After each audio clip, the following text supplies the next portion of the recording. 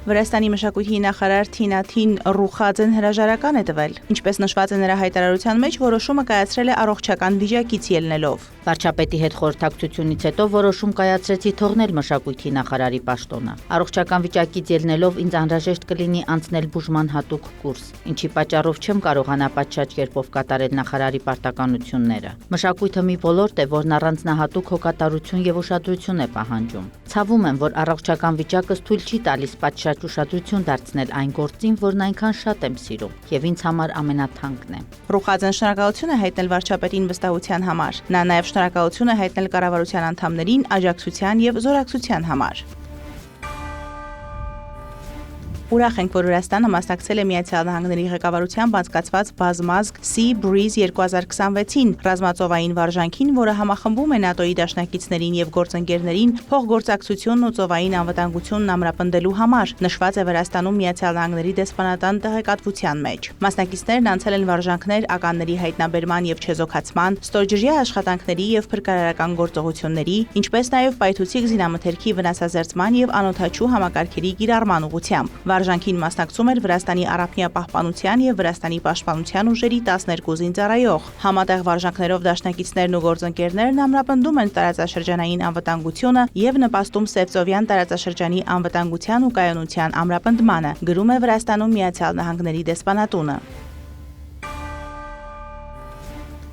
Վրաստանում 3 միջազգային օդանավակայանները կընդլայնվեն, իսկ մայրաքաղաքի մոտ Վազիանիում կկառուցվի նորը։ Թբիլիսիի գործող օդանավակայանի ընդլայնման շինարարությունն արդեն սկսվել է։ Կառուցումից հետո այն կարող է սպասարկել տարեկան մինչև 10 միլիոն ուղևորի։ Վազիանիի օդանավակայանի շինարարությունը կսկսվի 2027 թվականին։ 2025 թվականին Վրաստանի օդանավակայանները սպասարկել են ռեկորդային 8.5 միլիոն ուղևորի, ինչը նախորդ տարվա համեմատ 14%-ով ավելի է։ Իրականացվել է մոտ 38,000 չվերթ, ինչը 16%-ով ավելի է նախորդ տարվա ցուցանիշից։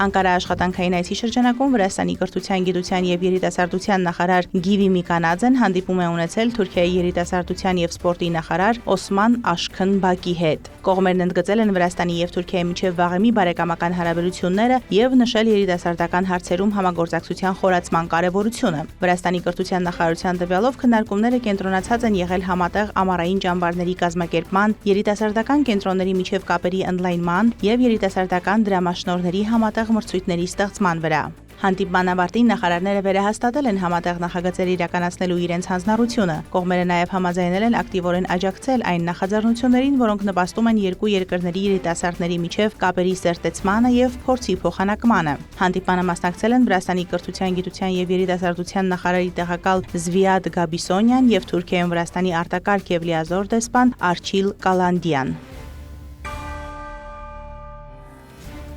Իրաքի վարչապետ Ալի Ֆալեհ Ալ-Զայիդին պաշտոնական այցով մեկնել է Անկարա, որտեղ հանդիպումներ է ունեցել Թուրքիայի նախագահ Ռեջեփ Թայիպ Էրդողանի եւ թուրք բարձրաստիճան պաշտոնյաների հետ։ Բանակցությունների ընթացքում կողմերը քննարկել են Թուրքիայի եւ Իրաքի միջև գործակցության ընդլայնման հարցերը, հիմնական ուշադրությունը կենտրոնացնելով տնտեսության, ջրային ռեսուրսների կառավարման, անվտանգության եւ ներդրումների ոլորտների վրա։ Կողմերն անդրադարձել են նաեւ փոխադարձ հետաքրքրություն ներկայացնող տարածաշրջանային հարցերի, գործող երկկողմ համաձայնագրերին եւ փոխհմբռնման հուշագրերի իրականացման մեխանիզմներին, նաև համատեղ ենթակառուցվածքային նախագծերի իրագործման ընթացքին եւ հետագա զարգացմանը։ Իրաքի վարչապետ Ալի Ալ-Զայիդին Ռեջեփ Թայիպ Էրդողանի հետ բանակցություններից հետո հայտարարել է, որ Բաղդադը կարող է ավելացնել Թուրքիայի նավթի մատակարարումները մինչև օրական 1 միլիոն բարել։ Իրաքի վարչապետը նշել է, որ իր առաջին պաշտոնական այցը Թուրքիա նպատակ ունի ամրապնդելու երկկողմ հարաբերությունները, այդ թվում համագործակցությունը էներգետիկայի, տրանսպորտի, կրթության, ջրային ռեսուրսների ոլորտում եւ զարգացման ճանապարհ նախագծի իրականացման հարցում։ Այն մասշտաբային տրանսպորտային միջանցք է, որը Պարսից ծոցի երկրները Իրաքի տարածքով պետք է կապի համաշխարհային շուկաներին։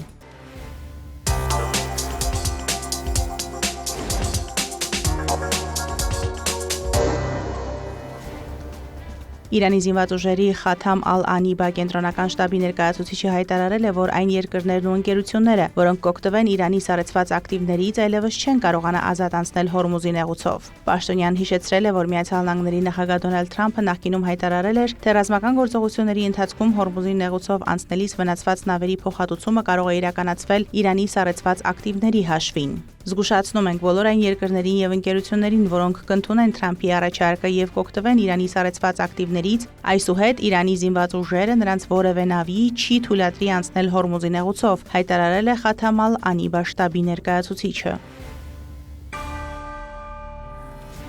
Իրանի Իսլամական հեղափոխության պահապանների կորպուսը հայտարարել է 3 նավի կալանման մասին Հորմուզի նեղուցով չարտոնված անցման փորձ կատարելիս, հաղորդել է Իրանի պետական հեռուստարադիոընկերությունը։ Մի քանի ժամ առաջ 3 նավթատար լցանավ, որոնք ընթանում էին ոչ անվտանգ եւ անօրինական երթուղով, անտեսելով մեր նախազգուշացումները, խոցվել են եւ կանգնեցվել, հայտնել է Իսլամական հեղափոխության պահապանների կորպուսը։ Միացյալ Նահանգների եւ Իրանի միջև փոխադարձ հարվածները, որոնք վերսկսվել էին Հորմուզի նեղուցում Իրանի կողմից չարտոնված երթուղով նավերի անցումը խոչընդոտելու պատճառով եւ շարունակվել շուրջ 2 շաբաթ, արդեն 4 օր է դադարել են, սակայն նավագնացությունը դեռևս լիովին չի վերականգնվել։ Միացյալ Նահանգների նախագահ Դոնալդ Թրամփի եւ Իսրայելի վարչապետ Բենյամին Նեթանյահուի Սպիտակ տանը կայացած հանդիպման հիմնական թեման եղել է Իրանը։ Հանդիպումը տևել է մոտ 1.5 ժամ, կողմերն այն որակել են արդյունավետ, թեև բանակցություններն ընթացել են որոշակի մարտավարական տարաձայնությունների մթնոլորտում։ Երկու երկրների առաջնորդները վերահաստատել են իրենց հստակ դիրքորոշումը՝ թույլ չտալ, որ Իրանը միջուկային զենք ստեղծի։ Այդուհանդերձ հանդիպման ընթացքում ի հայտ են եկել նաեւ մոտեցումների տարբերություններ։ Թրամփը հանդիպան նախորդին հայտարարել էր ամերիկյան ավիահարվածները ժամանակավորապես դադարեցնել մասին, որպեսզի միջնորդների միջոցով շանս տրվի դիվանագիտությանը եւ հնարավոր համաձայնագրին։ Նեթանյահուն ընդհակառակը կարծում է, որ Թեհրանի հետ բանակցություններն անարդյունավետ են եւ պետք է վերսկսել լայնամասշտաբ ռազմական գործողությունները։ Միացյալ Նահանգների նախագահը հրապարակայնորեն ընդունել է Իրանի հարցում փոքր տարաձայնությունների առկայությունը, բայց ընդգծել է, որ ընդհանուր առմամբ իրենց դիրքորոշումները շատ մոտ են։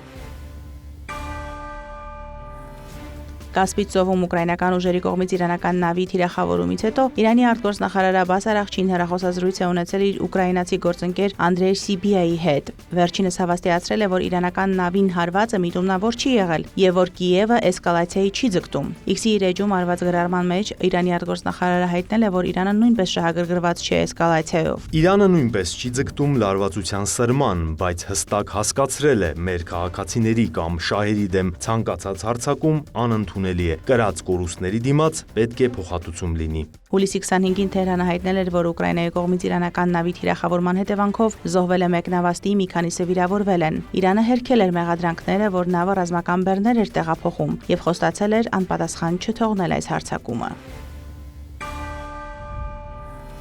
Եվրամիության արտաքին գործերի եւ անվտանգության քաղաքականության հարցերով բարձր ներկայացուցիչ Կայա Կալասը X-ի իր էջում տեղեկացրել է, որ հեռախոսազրույց է ունեցել Իրանի արտգործնախարար Աբբաս Արաղչիի հետ։ Ըստ Կալասի քննարկումը կենտրոնացած է եղել Պարսից ծոցում տիրող իրավիճակի, նաեւ Ռուսաստանի կողմից Ուկրաինայի դեմ պատերազմի վրա։ Պարսից ծոցում ռազմական գործողությունների դադարեցումը կարող է միջնորդներին ժամանակ տալ դիվանագիտությանը վերադառնալու եւ լայնածավալ պատերազմի վերսկսումը կանխելու համար։ Կալասը կրկին կոչ է արել Իրանին դադարեցնել Ռուսաստանին ցուցաբերվող ռազմական աջակցությունը։ Նրա խոսքով Մոսկվայի գործողություններն Ուկրաինայում քաղաքացիական բնակչության շրջանում մահվան դեպքերի պատճառ են դառնում։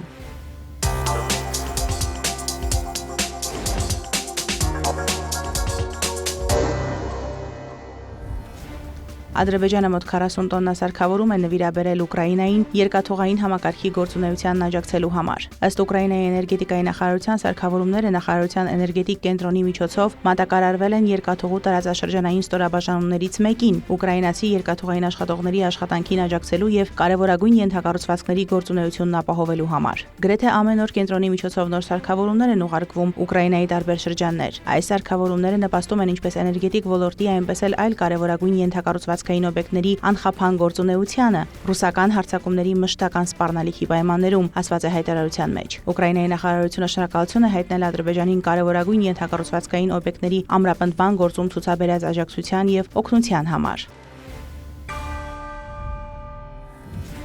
Ադրբեջանի արտգործնախարար Ջեյհուն Բայրամովը ընդունել է Ադրբեջանում Գերմանիայի նոր արտակարգ եւ լիազոր դեսպան Դիրք Լյոլկեին, հաղորդում է արտաքին գործերի նախարարությունը։ Նախարարության տվյալով դեսպան Դիրք Լյոլկեն Ջեյհուն Բայրամովին է հանձնել իր հավատարմագրերի պատճենները։ Հանդիպան ընթացքում կողմերը քննարկել են ադրբեջանա-գերմանական հարաբերությունների ներկայվիճակը եւ հեռանկարները, քաղաքական երկխոսությունը, առևտրատնտեսական համագործակցությունը, էներգետիկ անվտանգությունը, կանաչ էներգիան, արդյունաբերությունը, տրանսպորտը եւ կապը, նաեւ մարդասիրական եւ մշակութային փոխգործակցությունը։ Հանդիպան ժամանակ նշվել է, որ Ադրբեջանի նախագահ Իլհամ Ալիևի վերջերս Գերմանիա այցը հիմք է դրել երկկողմ հարաբերություններում նոր փուլի։ Կողմերը նաև նշել են երկկողմ գործընկերության ռազմավարական օրակարգի վերաբերյալ համատեղ հռչակագրի, ադրբեջանա-գերմանական գործարար խորհրդի ստեղծման, համագործակցության արկա մեխանիզմների հետագա զարգացման եւ բարձր մակարդակի շփումների շարունակականության կարեւորությունը։